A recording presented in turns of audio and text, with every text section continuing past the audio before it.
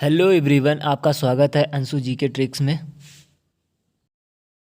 की क्लास में आप लोग प्राचीन भारतीय इतिहास से संबंधित टॉपिक मौर्योत्तर काल विदेशी शासक के बारे में पढ़ने वाले हैं। कहानी की तरह पढ़ेंगे और वीडियो को सुनने और देखने से ही आप लोगों के सारे टॉपिक कंप्लीट हो जाएंगे। वीडियो को बिना स्किप किए हुए वीडियो को पूरा देखें तो पोस्ट मॉडर्न पीरियड, देसी शासक और विदेशी शासक के बारे में पढ़ेंगे।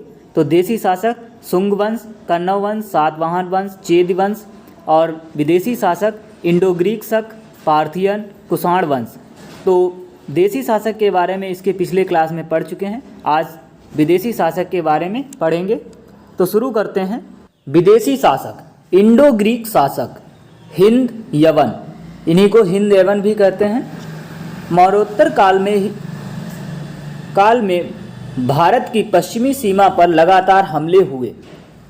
पहला आक्रमण जो है हिंद यूनानी या बैक्ट्रियाई यूनानी द्वारा किया गया।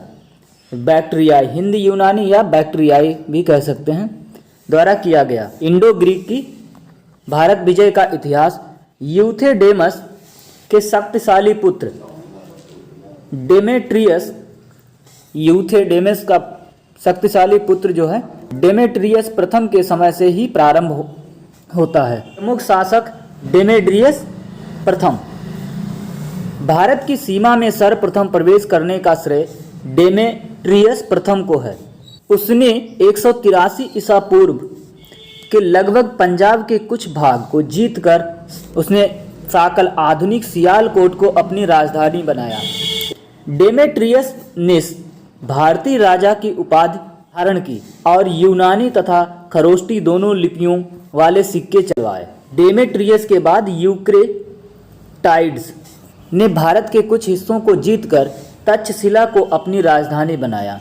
उसने साकल को डेमेट्रियस ने और यूक्रेटाइड्स ने तक्षशिला को। बैक्ट्रिया में यवनों का अंतिम शासक हेलियोक्लीज था। 125 ईसा पूर्व के लगभग बैक्ट्रिया से यवन शासक समाप्त हो गया। वहां शकों का राज्य स्थापित हो गया। मिनांडर 165 से 145 ईसा पूर्व। मिनांडर सबसे प्रसिद्ध हिंद यूनानी शासक हुआ। संभवतः डेमेट्रियस कुल का था। मिनांडर को बौद्ध साहित्य में मिलिंद, वह बौद्ध अनुयायी था। बौद्ध ग्रंथ मिलिंद पन्हों में बौद्ध भिक्ष नागसेन एवं मिनांडर के बीच वाद विवाद। उसकी राजधानी साकल शिक्षा का प्रमुख केंद्र थी। तो जो साकल थी वह शिक्षा का प्रमुख केंद्र थी। मिनांडर के सिक्कों पर धर्म चक्र अंकित मिलता है। वह पहला शासक था जिसने सोने के सिक्के चलवाए। चांदी के सिक्कों के लिए द्रह्म शब्द यूनानी भाषा से ही लिया गया। नोट्स, यूक्रेटाइड्स वंश के सबसे प्रतापी शासक एंतियालकीडस ने हेलियोडोरस को शुंग शासक भागभद्र के दरबार में भेजा था, जिसने विदिशा में एक गरुड़ स्तंभ, तो विदिशा में गरुड़ स्तंभ किसने? हेलियोडोरस ने बनवाया, स्थापित किया। हर्मियस यूक्रेटाइड्स वंश का अंतिम शासक था। तो यूक्रेटाइड्स वंश का अंतिम शासक कौन था? हर्मियस अंतिम शासक था। उसकी मृत्यु के साथ ही पश्चिमोत्तर भारत से यवनों का लगभग 200 वर्षों का शासन समाप्त हो गया।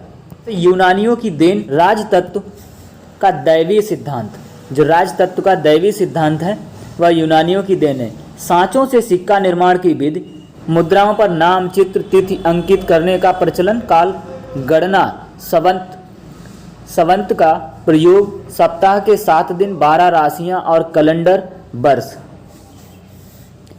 भारत में ज्योतिष कला का विकास जो है इन्हीं के समय हुआ है।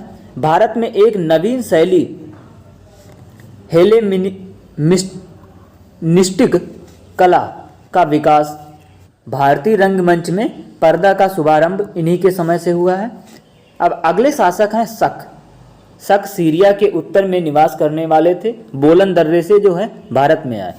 भारतीय स्रोतों में शकों को सीथियन कहा गया। 5 शाखाओं में विभक्त थे। अफगानिस्तान में, मथुरा में, ऊपरी दक्कन, राजधानी तक्षशिला। और पांचवा है पश्चिमी भारत में। तो ये 5 जगह विभक्त थे। पश्चिमी क्षत्रपों में क्षहरात वंश नासिक का नहपान तथा कादरमक वंश उज्जैन का रुद्रदामन सबसे प्रसिद्ध शासक थे। प्रमुख शासक कौन कौन से हैं? मोगा या माउस, तक्षशिला के शासकों में मोगा या माउस प्रमुख था, उसे प्रथम शक शासक माना जाता है। तो इसे जो है प्रथम शक शासक माना जाता है। उसके अनेक सिक्के प्राप्त हुए, इसके जो है अनेक सिक्के प्राप्त हुए। इसके बाद में है नहपान। महाराष्ट्र के पश्चिमी क्षेत्र के शक शासकों में क्षहरात वंश का नहपान सबसे प्रसिद्ध था। नहपान जो है क्षहरात वंश का सबसे प्रसिद्ध राजा था। सातवाहन शासक गौतमी पुत्र सातकर्णी से वह पराजित हुआ। नहपान के सिक्कों पर उसके लिए राजा संबोधन, तो इसके सिक्के अजमेर से नासिक तक मिलते हैं। शासक कौन था? रुद्रदामन। भारत में शकों का सर्वाधिक प्रसिद्ध राजा रुद्रदामन प्रथम 130 ईस्वी से 150 ईस्वी हुआ। उसके राज्याधिकार में सिंध, कोंकण, नर्मदा घाटी, मालवा, काठियावाड़ और गुजरात का एक बड़ा भाग था। रुद्रदामन ने सुदर्शन झील जो है कहाँ है? गुजरात में। इसका जीर्णोद्धार किया। यह बनी कब थी? मौर्य काल में। मौर्य काल में इसका निर्माण हुआ था। उसके समय सौराष्ट्र प्रांत का शासक सुविशाख था। इस समय इसके कालीन जो है सौराष्ट्र का शासक जो है सुविशाख था। रुद्रदामन संस्कृत का बड़ा प्रेमी था। विशुद्ध संस्कृत में जूनागढ़ अभिलेख जो है रुद्रदामन ने संस्कृत में लिखवाया। नोट: इस वंश का अंतिम शासक रुद्र सिंह तृतीय था। इस वंश का अंतिम शासक जो है रुद्र सिंह तृतीय था। गुप्त शासक चंद्रगुप्त द्वितीय या विक्रमादित्य, गुप्त शासक चंद्रगुप्त द्वितीय या विक्रमादित्य ने उसे पराजित कर पश्चिमी क्षत्रपों के राज्य को अपने साम्राज्य में मिला लिया। अब अगला वंश है पहलव वंश या पार्थियन साम्राज्य। पार्थियन लोगों का मूल निवास स्थान ईरान था। तो यहाँ से प्रश्न बन सकता है पार्थियन लोगों का मूल निवास स्थान क्या था? ईरान था। पश्चिमोत्तर भारत में शकों के आधिपत्य के बाद पार्थियन लोगों का आधिपत्य हुआ। भारत में पार्थियन साम्राज्य का वास्तविक संस्थापक किसे माना जाता है? मिथ्रेडेटस प्रथम। मिथ्रेडेटस प्रथम 171 से 130 ईसा पूर्व था। पहलव वंश का सर्वाधिक शक्तिशाली शासक गोंडो फर्नीज 20 से 41 ईस्वी तथा खरोष्टी लिपि में उत्कीर्ण तख्ते वही अभिलेख में इसे गुदुबहर कहा गया है। फारसी में उसका नाम बिल्दफर्ण है, जिसका अर्थ है यश विजयी। तो इस साम्राज्य का जो है अंत कुषाणों के द्वारा हुआ। अब अगला वंश है कुषाण वंश। पार्थियन शासक का अंत कर स्वयं कुषाणों ने इन्हें सूची या तोचेरियन या तोखारी भी कहा जाता है। इनका मूल निवास स्थान जो है चीन की सीमा पर स्थित चीनी तुर्किस्तान था। चीनी तुर्किस्तान था। प्रमुख शासक कौन कौन हुए? कुजुल कडफिसस 15 ईस्वी से 65 ईस्वी। तो कुषाण वंश की स्थापना जो है किसने की? कुजुल कडफिसस। इसने रोमन सिक्कों की नकल करके तांबे के सिक्के चलाए। बिम कडफिसस 65 ईस्वी से 78 ईस्वी। बिम कडफिसस जो है भारत में कुषाण शक्ति का वास्तविक संस्थापक माना जाता है। इसने सिंधु नदी पार करके तक्षशिला और पंजाब पर अधिकार कर लिया। उसने बड़ी संख्या में सोने के सिक्के जारी किए। उसके सिक्कों पर एक ओर यूनानी लिपि तथा दूसरी ओर खरोष्टी लिपि उत्कीर्ण थी। एक तरफ यूनानी लिपि तथा दूसरी तरफ खरोष्टी लिपि उत्कीर्ण थी। वह शैव मतानुयायी था तथा उसने महेश्वर की उपाधि धारण की। उसके कुछ सिक्कों पर शिव, नंदी तथा त्रिशूल की आकृतियां मिलती हैं। अपने शासन काल में अनेक उपाधियां यथा महाराज, राजाधिराज, महेश्वर एवं सर्वलोकेश्वर आदि धारण की। ये इसी वंश का शासक जो है कनिष्क, कनिष्क जो है कुषाण वंश का महानतम शासक था।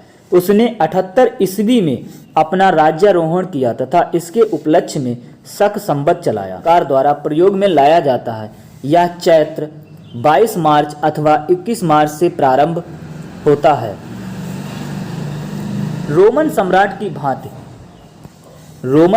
की भांति कनिष्क ने कैसर या सीजर की उपाधि धारण की तथा शकों की भांति क्षत्रप शासन व्यवस्था लागू की। कनिष्क की प्रथम राजधानी पेशावर पुरुषपुर, इसका पुराना नाम जो है पुरुष, एवं दूसरी राजधानी मथुरा थी। कनिष्क ने कश्मीर जीतकर वहां कनिष्कपुर नामक नगर बसाया। कनिष्क ने बौद्ध धर्म का मुक्त हृदय से संपोषण एवं संरक्षण किया। या उसके समय में कश्मीर के कुंडलवन में वसुमित्र की अध्यक्षता में चतुर्थ बौद्ध संगति का आयोजन हुआ। मौर्य वंशी सम्राट अशोक के बाद कनिष्क ही बौद्ध धर्म का प्रबल समर्थक था। कनिष्क ने अनेक बौद्ध विहारों, चैत्यों एवं स्तूपों का निर्माण करवाया। पुरुषपुर या पेशावर स्तूप उसके समय का प्रसिद्ध स्तूप है। पुरुषपुर अब पेशावर है, समय का प्रसिद्ध स्तूप है। पेशावर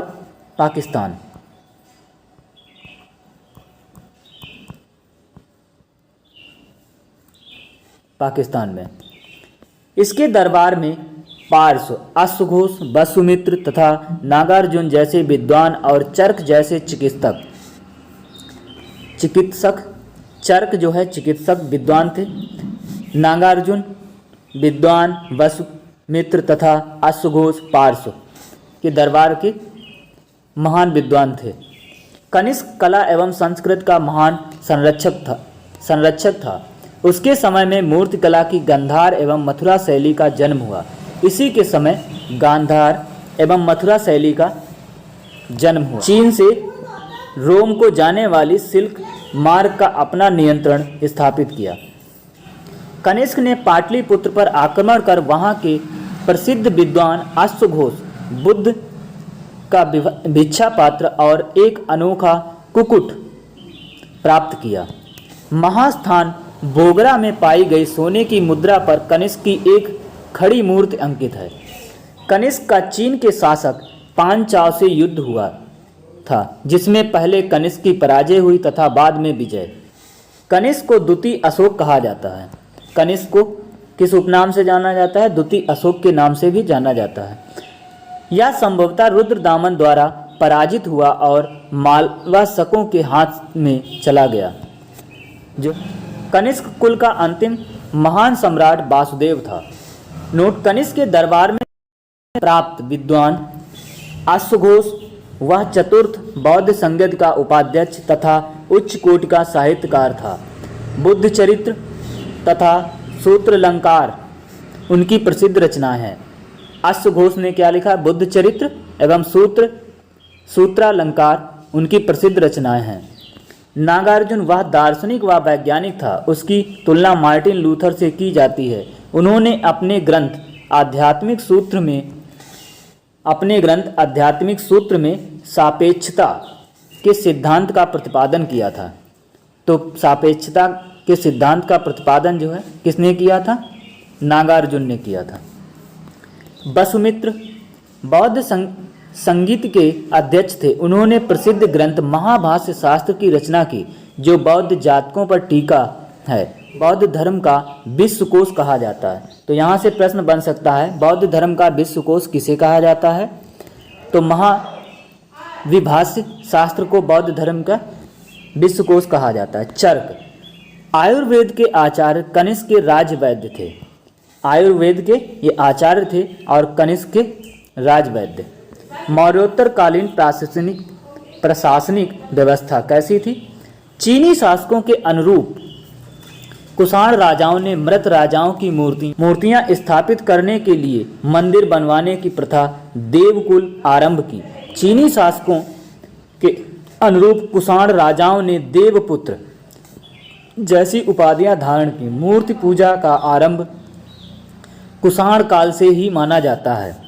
तो सातवाहन शासकों ने ब्राह्मण एवं बौद्ध भिक्षुओं को पहली शताब्दी ईसा पूर्व में कर मुक्त भूमि प्रदान करने की प्रथा प्रारंभ की। नानाघाट अभिलेख में भूमिदान का प्रथम अभिलेखी प्रमाण मिलता है। तो भूमिदान का प्रथम अभिलेखी प्रमाण कहाँ से मिलता है? नानाघाट अभिलेख में। कुषाणों ने राज्य शासन में क्षत्रप प्रणाली चलाई। कुषाणों ने राज्य शासन में क्षत्रप प्रणाली चलाई। शको एवं पार्थियन ने दो आनुवंशिक राजाओं के संयुक्त शासन की परिपाटी चलाई थी। कुषाण लेखों से पहली बार नायक तथा महादंड नायक पदाधिकारी का उल्लेख मिलता है। कुषाणों ने प्रांतों में द्वैत शासन की प्रणाली प्रारंभ की। आर्थिक व्यवस्था कैसी थी? मुद्राएं, सोने का सिक्का निष्क स्वर्ण, चांदी का सिक्का शतमान, तांबे का सिक्का काकड़ी। तो ये सोने का सिक्का जो है निष्क या स्वर्ण, चांदी का सिक्का शतमान, तांबे का सिक्का जो है काकड़ी नाम से चलता था। हिंद एवं शकों ने सर्वप्रथम सोने के सिक्के चलाए। शकों ने सर्वप्रथम सोने के सिक्के चलाए। उनके सिक्कों पर द्विभाषिक लेख होते थे। एक तरफ यूनानी भाषा यूनानी लिपि में तथा दूसरी तरफ प्राकृत भाषा खरोष्टी लिपि में। कुषाण शासकों ने सर्वाधिक शुद्ध सोने के सिक्के चलाए। सातवाहनों ने शीशे के अतिरिक्त चांदी, तांबा, पोटीन, तांबा की सीसा तथा मिश्र धातु आदि के सिक्के भी चलाए। तो वाणिज्य एवं व्यापार इनका कैसा था? आर्थिक रूप से इस काल का उज्जवल पक्ष वाणिज्य व्यापार की प्रगति था। इस समय व्यापार मुख्यतः अरब सागर के तटवर्ती बंदरगाहों पर होता था। इस काल में बारबेरिकस सिंधु के मुहाने पर, अरिकामेड पूर्वी तट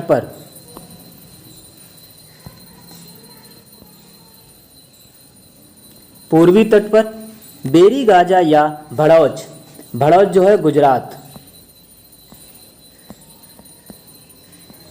पश्चिमी तट पर आदि महत्वपूर्ण बंदरगाह थे। तो इस कुषाणों ने चीन से ईरान तक तथा पश्चिम एशिया तक जाने वाले रेशम मार्ग पर नियंत्रण कर रखा था।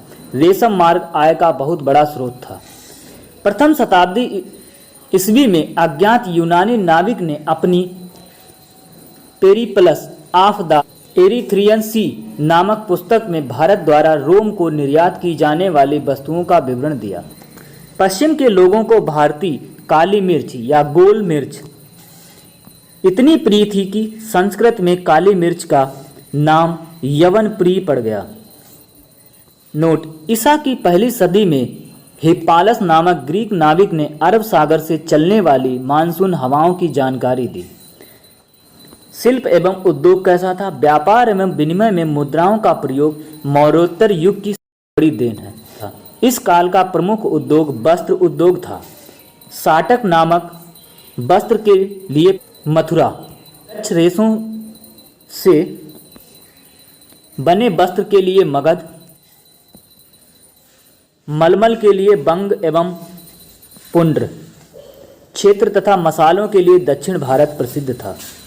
तो इनकी सामाजिक व्यवस्था कैसी थी? मौर्योत्तर काल में परंपरागत चारों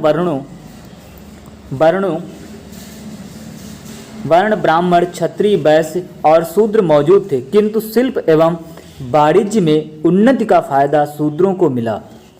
मौर्योत्तर काल में ही शैव धर्म के अंतर्गत पाशुपत संप्रदाय का विकास हुआ, जिसके प्रवर्तक लकुलिस पाशुपत संप्रदाय का जो है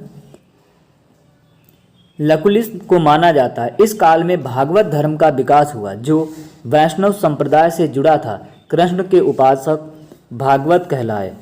सातवाहन शासकों के नाम का मात्र प्रधान होना स्त्रियों की अच्छी दशा को दर्शाता है। स्त्रियों धार्मिक कार्यों में पति के साथ भाग लेती थीं। कभी कभी वे शासन कार्यों में भाग लेती थीं। धार्मिक व्यवस्था कैसी थी?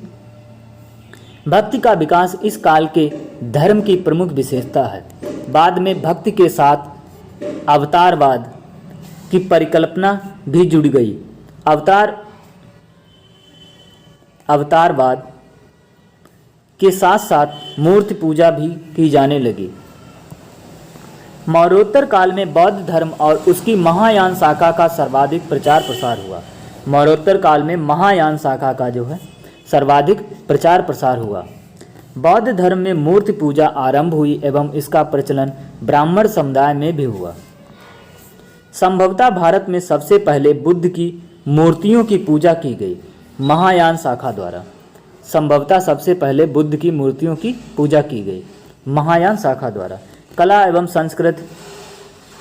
मौर्योत्तर काल में कला का आधार मुख्यतः बौद्ध धर्म ही रहा। इसके शासन काल में कला के क्षेत्र में दो स्वतंत्र शैलियों का विकास हुआ, एक गांधार तथा दूसरी मथुरा शैली। गांधार कला ईसा पूर्व प्रथम शताब्दी के मध्य उत्तर पश्चिम में गांधार में कला की एक शैली का विकास हुआ जिसे गांधार शैली कहा गया। इस शैली को इंडो ग्रीक शैली या ग्रीक बुद्धिस्ट शैली भी कहा जाता है। इसी शैली को इंडो ग्रीक शैली या बुद्धिस्ट शैली भी कहा जाता है। इसका सर्वाधिक विकास जो है कुषाण काल में हुआ। इस कला की विषय वस्तु बौद्ध परंपरा से ली गई। इस कला की जो है विषय बौद्ध कला से ली गई, किंतु निर्माण का ढंग जो है यूनानी था। गांधार मूर्ति कला शैली में बुद्ध की मूर्तियां यूनानी देवता अपोलो के समान बनाई गईं। गांधार मूर्ति कला शैली में बुद्ध की मूर्तियां जो हैं यूनानी देवता अपोलो के समान बनाई गई। गांधार कला शैली की उत्पत्ति का स्रोत एशिया माइनर तथा हेलेनिस्टिक कला थी। एशिया माइनर तथा हेलेनिस्टिक कला थी। मथुरा कला जैन धर्मानुयायियों ने भी मथुरा मूर्ति कला की शैली को प्राश्रय दिया, जहां शिल्पियों ने महावीर की एक मूर्ति बनाई। इस शैली में मुख्यतः लाल बलुआ पत्थर का प्रयोग किया जाता था।